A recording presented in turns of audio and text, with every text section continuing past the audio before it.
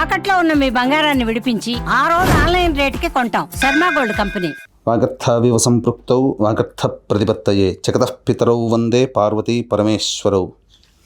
ఆదిత్యాయ చ సోమాయ మంగళాయ బుధాయ చ గురుశుక్రశనిభ్యశ్చ రాహవే కేతవే నమః. శృంగేరి జగద్గురు పీఠాధిపతులకి, కంచిపీఠాధిపతులకి నమస్కారములు తెలియజేసుకుంటూ కార్యక్రమాన్ని ప్రారంభిద్దాం. వీక్షించేటువంటి సుమన్ టీవీ ప్రేక్షకులకి ఈ పరాభవనామ సంవత్సరంలో ఎలా ఉండబోతుంది, ముఖ్యంగా విద్యార్థులకి, ఉద్యోగస్తులకి, కళాకారులకి, సినీ రంగంలో ఉన్నటువంటి వాళ్ళకి, అన్నిటికంటే ముఖ్యంగా రైతులకి, అలాగే ప్రైవేటు కేంద్ర రాష్ట్ర ప్రభుత్వ ఉద్యోగాల్లో పనిచేసేటువంటి వాళ్ళకి, ఇలా అన్ని రంగాలలో ఉన్నటువంటి వాళ్ళకి ఏ విధంగా ఉండబోతుంది, రాజకీయ రంగంలో ఉన్నటువంటి వాళ్ళకి ఎటువంటి సంబంధించినటువంటి సమస్యలు ఎదుర్కోవాలి, ఏ సమయంలో బాగుంటుంది, అలాగే ఏ సమయంలో మనం కొత్త పనులు ప్రారంభించుకోవచ్చు, గురుబలం ఉందా లేదా, ఇలా అనేక విషయాల గురించి క్లుప్తంగా తెలియజేసుకునే ప్రయత్నం చేస్తాను.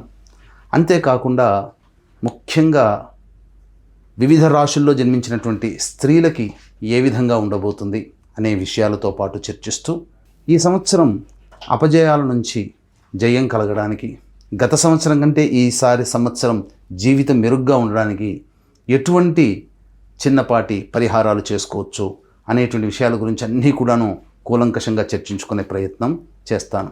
ఇక ఆలస్యం చేయకుండా వివరాల్లోకి వెళ్ళిపోదామా.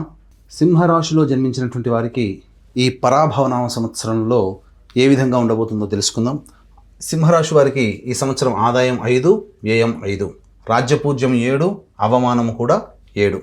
అంటే అన్నీ కూడాను సరి సమానంగానే ఉన్నాయి. శుభ అశుభ మిశ్రమాలు అనే అన్నీ కూడాను మిశ్రమమైనటువంటి ఫలితాలే కలగబోతున్నాయని చెప్పవచ్చు. అయితే ప్రధానంగా ఈ సింహరాశి వారికి ఏలిన నాటి ప్రభావము అనేటువంటిది లేకపోయినా అష్టమ శని దోష ప్రభావం సంపూర్ణంగా ఉండడం, ఇది ప్రధానంగా కలిచివేసేటువంటి దోషం. అంటే వీక్షించేటువంటి సుమన్ టీవీ ప్రేక్షకుల్లో సింహరాశి గల వాళ్ళు ఒకసారి గతం వెళ్ళండి. ఒక 20 సంవత్సరాల కిందటి జీవితానికి, 2006, 2007లో ఎలాంటి పరిస్థితులు ఎదుర్కొన్నారో, మళ్ళీ కూడా అలాంటి ఇబ్బందికర పరిస్థితులు అష్టమ శని ప్రభావం వలన ఈ సంవత్సరం అంతా కూడా సింహరాశి వారు పొందేటువంటి అవకాశము గోచరమవుతుంది. కాబట్టి దైవానుగ్రహాన్ని, కష్టమును నమ్ముకొని ముందడుగు వేసే ప్రయత్నం చేయండి, తప్పకుండా మంచి జరుగుతుంది. ఇక గమనించుకున్నట్లయితే మే 31వ తారీఖు వరకు మిథున రాశిలో గురు సంచారం చేస్తున్నటువంటి ఈ కారణం చేత ప్రధానంగా సింహరాశికి శుభస్థానంలో గురువు సంచారం మే 31వ తారీఖు వరకు ఉంది. కాబట్టి శని భగవాను ఎన్ని ఇబ్బందులు పెట్టినప్పటికీ కూడాను దైవం యొక్క అనగా అదృష్ట రూపంలో కావచ్చు, పెద్దల యొక్క సహాయ సహకారాల రూపంలో కావచ్చు, మీకున్నటువంటి పనులని ఆఖరి నిమిషంలోనైనా కానీ సంపూర్ణంగా విజయవంతంగా పూర్తి చేసుకోగలుగుతారని చెప్పవచ్చు. ఇక తదనంతరం జూన్ 1వ తారీఖు నుంచి అక్టోబర్ 30వ తారీఖు వరకు ఉన్నటువంటి ఈ సమయం కర్కాటక రాశిలో వ్యయస్థానంలో సంచారం చేస్తున్నటువంటి కారణం చేత అనవసరమైనటువంటి వ్యయాలు, అలాగే దైవ కార్యక్రమాల్లో పాల్గొనడము, తీర్థయాత్రలు, దేవతా క్షేత్రాల సందర్శనం చేయడము లాంటివి ఈ యొక్క సమయంలో చేస్తారు. అయితే నిర్ణయాలు తీసుకోలేకపోవడము రాజ్య భ్రష్టత్వము అని అంటారు. అంటే ఏంటి రాజ్య భ్రష్టత్వం అని అంటే, చేస్తున్నటువంటి ఉద్యోగంలో మార్పులు అనేటువంటివి జరుగుతాయి. ఉద్యోగాన్ని కోల్పోవడం కానీ ఈ సమయంలో జూన్ 1 నుంచి అక్టోబర్ 30 మధ్య కాలంలో, లేదా వృత్తుల్లో కాస్త బలహీనంగా ఉండడము, వ్యాపార రంగంలో అనుకున్నంత స్థాయికి జరగకపోగా ఇబ్బందులు పడుతూ ఉండడం, రుణాలు ఎక్కువగా అవుతూ ఉండడం, ఇవన్నీ కూడా కర్కాటక రాశిలో గురు సంచార ప్రభావంలో జరిగేటువంటి పనులు. ఇక అక్టోబర్ 31వ తారీఖు నుంచి జనవరి 24వ తారీఖు వరకు రాశిలోనే గురు సంచార ప్రభావం, ఇది ప్రధానంగా కొన్ని ఇబ్బందికర పరిస్థితులు అనేటువంటివి వస్తాయి. వెయిట్ పెరగడం కానీ, తీపి పదార్థాల యందు ఆసక్తి ఎక్కువగా పెరగడం కానీ జరుగుతుంది ఆరోగ్యపరంగా చూసుకున్నట్లయితే. ఇక విధానాల పరంగా చేసేటువంటి ప్రతి పనులలో కనుక చూసుకున్నట్లయితే అనుకున్న ప్రతి పని కూడాను అదృష్టము లేకపోవడం వల్ల అన్నీ నోటిదాకా వచ్చి వెనక్కి వెళ్ళిపోతుంటాయి. ఈ రకమైనటువంటి పరిస్థితులు సింహరాశిలోనే గురు సంచార ప్రభావం జరుగుతున్నటువంటి కారణం చేత జరుగుతుంది. ఏ తర్వాత చెప్పొచ్చేదంటే, ఇంకా జనవరి 24 నుంచి ఉగాది వరకు కర్కాటక రాశిలో సంచారం చేస్తూ వక్రీకరించి ఉంటాడు. కాబట్టి ఈ జనవరి 24 నుంచి ఉగాది వరకు ఉండేటువంటి సమయం చాలా అనుకూలంగా ఉంటుంది. తర్వాత చెప్పొచ్చేది ఏమిటంటే మే 31వ తారీఖు వరకు అనుకూలము, మళ్ళీ జనవరి 24 నుంచి ఉగాది వరకు కూడా అనుకూలం. చూసుకున్నట్లయితే మొత్తం 5 నెలలు అనుకూలంగా ఉంటుంది, 7 నెలలు అనుకూలంగా ఉండదు. అంటే జూన్ నుంచి మొదలుకొని జనవరి వరకు, June, July, August, September, October, November, December, జనవరి, దాదాపుగా 7.5 నెలల పాటు అనుకూలముగా ఉండదు. కాబట్టి ఈ సమయంలో ఏం చేయాలి? ముఖ్యంగా విదేశీయానం, విదేశీ విద్య కోసమే ప్రయత్నించేటువంటి విద్యార్థులు ఉంటారు కదా, ఈ సమయంలో అక్టోబర్ 31 నుంచి ప్రధానంగా ఈ జనవరి 24వ తారీఖు వరకు ఉన్నటువంటి సమయం ఉంది కదా, ఆ సమయంలో మీ యొక్క కళను సాకారం చేసుకుంటారు. విదేశాల్లో స్థిరపడినటువంటి వాళ్ళు ప్రధానంగా అక్కడే మళ్ళీ H1B ఎక్స్టెన్షన్ కావాలని కోరుకునే వాళ్ళు, కాంట్రాక్ట్స్ ఎక్స్టెన్షన్ కావాలనుకునే వాళ్ళు, నూతన ఉపాధి లభించాలనుకునేటువంటి వాళ్ళకి ఈ సమయం అక్టోబర్ 31 నుంచి జనవరి 24వ తారీఖు వరకు అనుకూలమైనటువంటి సమయముగా చెప్పబడి ఉంది.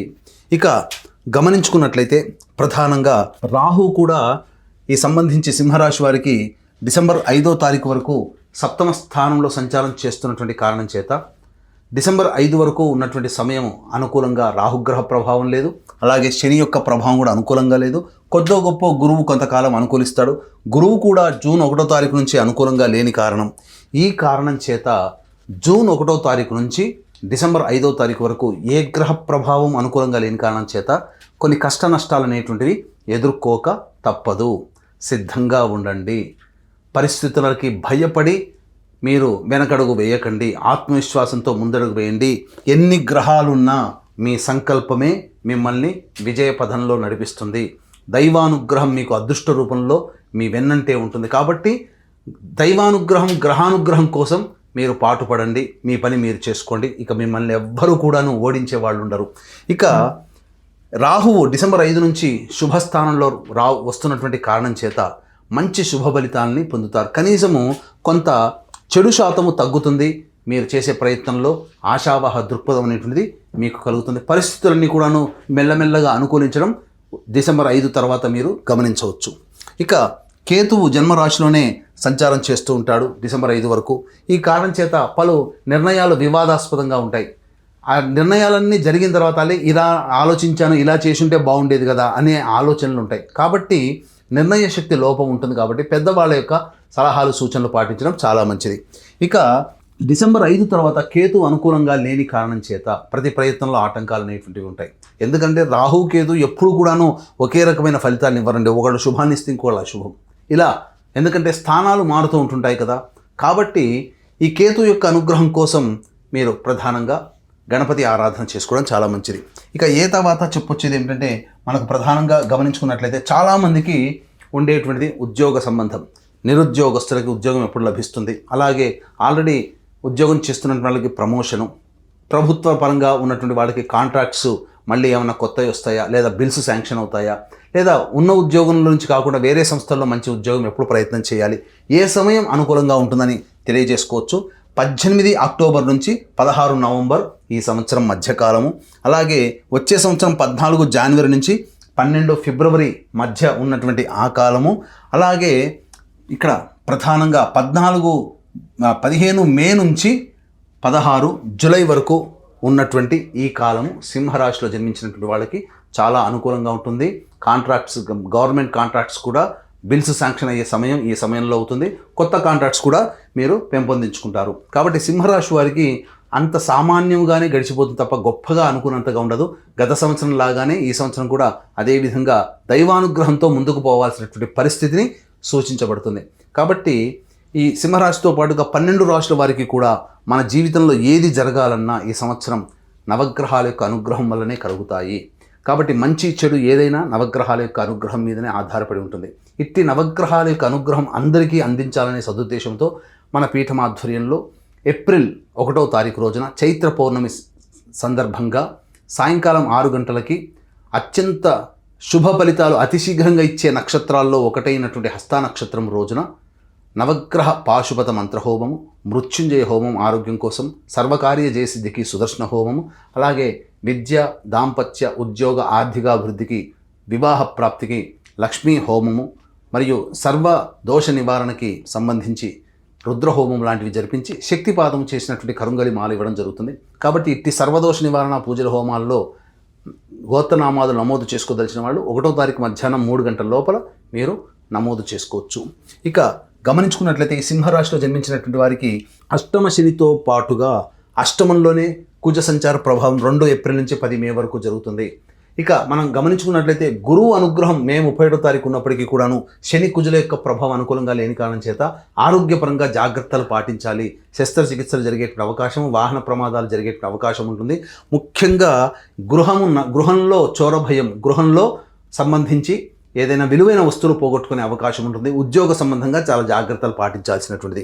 11 మే నుంచి 19 జూన్ వరకు ఉన్నటువంటి సమయం వివాదాలకి కేంద్ర బిందువుగా ఉంటుంది. చేయని పని నేరానికి శిక్షలు పడాల్సినటువంటి పరిస్థితి. అలాగే కోర్టులకు సంబంధించినటువంటిది, న్యాయ సంబంధమైనటువంటి ఆస్తి తగాదాలన్నీ చర్చకు వస్తాయని చెప్పొచ్చు. ఇక 20 జూన్ నుంచి 1 ఆగస్టు వరకు ఉన్నటువంటి సమయం ప్రధానంగా దుందుడుకు స్వభావంతో నిర్ణయాలు తీసుకోవడం వల్ల కొంత విభేదాలు ఎదుటి వాళ్ళ ద్వారా మీరు పొందేటువంటి అవకాశం ఉంటుంది. కాబట్టి సంతోషంగానే ఉంటారు. సంతోషంగా ఉంటేనే కదా ఎదుటి వాళ్ళని తక్కువగా చూడడం. కాబట్టి ఎదుటి వాళ్ళని కూడా గౌరవించే స్థాయికి మీరు కనుక మీ మనస్సు ఉన్నట్లయితే ఆ సంబంధించి 20 జూన్ నుంచి 1 ఆగస్టు మధ్య కాలంలో వచ్చేటువంటి సమస్యల నుంచి బయటపడవచ్చు. 1 ఆగస్టు నుంచి 17 సెప్టెంబర్ మధ్య ఉన్నటువంటి కాలం అన్ని విధాలుగా అనుకూలంగా ఉంటుంది. మీరు చేపట్టేటువంటి ప్రతి పనులలో కూడా మిగతా గ్రహాల అనుగ్రహం లేకపోయినప్పటికీ కుజగ్రహ ప్రభావం వలన పనులని సాకారం చేసుకుంటారు. ధైర్యంతో ముందడుగు వేయడానికి ఆ యొక్క కుజుడు అనుకూలంగా ఉండేటువంటి సమయం అని చెప్పవచ్చు. 18 సెప్టెంబర్ నుంచి 11 నవంబర్ వరకు ఉన్నటువంటి సమయము చాలా విపత్కరమైనటువంటి పరిస్థితి ఎదుర్కోవాల్సి వస్తుంది.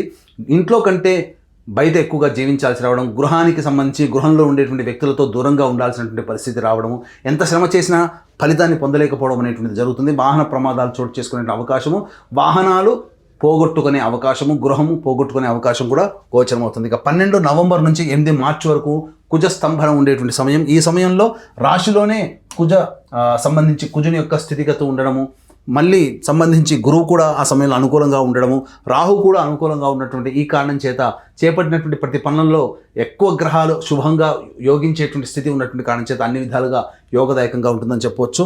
ఇక ఏతావాత ఈ యొక్క సింహరాశిలో జన్మించినటువంటి విద్యార్థులకి బాగా కష్టపడితే తప్ప ఫలితాలు పొందలేనటువంటి పరిస్థితి, జ్ఞాపక శక్తి తక్కువగా ఉండడము, విద్య కంటే కూడా ఇతర వ్యవహారాల్లో వ్యాపకం ఎక్కువగా ఉండడము, అన్ని విధాలుగా కొంత చెడు స్నేహాల ప్రభావంలో ఇబ్బందులు ఎదుగుతాయి. కాబట్టి సింహరాశిలో జన్మించినటువంటి పిల్లల పట్ల తల్లిదండ్రులు జాగ్రత్తలు పాటించాల్సినటువంటి పరిస్థితి.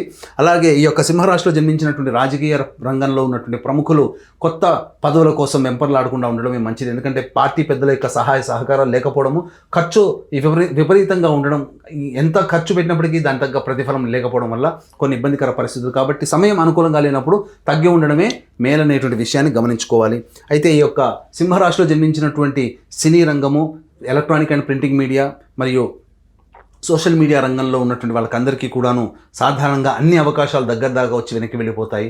మిమ్మల్ని మోసం చేసే వాళ్ళు ఎక్కువగా ఉంటారని చెప్పవచ్చు. అడ్వాన్సులు ఇచ్చి మళ్ళీ తిరిగి తీసుకునే అవకాశాలు ఎక్కువగా ఉంటాయి. కాబట్టి జాగ్రత్తగా నిర్ణయం తీసుకోండి ఏదైనప్పటికీ కూడా. కానీ అవార్డులు మాత్రం సొంతం చేసుకుంటారు. ప్రజాదరణ చాలా చక్కగా ఉంటుందని చెప్పవచ్చు.